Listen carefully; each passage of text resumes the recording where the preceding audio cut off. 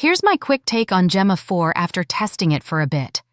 So, this is Google's open-weight model family, and honestly, the biggest win here is that it's completely free to run locally. No subscription, no sending your data to the cloud. Everything stays on your machine. For privacy-focused users or developers, that alone is huge. Performance-wise, it's surprisingly strong. The 26B Mixture of Experts model only activates a fraction of its parameters per token, so you get high-end results without insane hardware costs. And it's multimodal out of the box, images, video, and even audio on the smaller models. But it's not perfect. It can be a bit inconsistent with deep web-style tasks and isn't the most reliable when you need strict multi-step automation. Also, the larger models do need a decent GPU to run smoothly.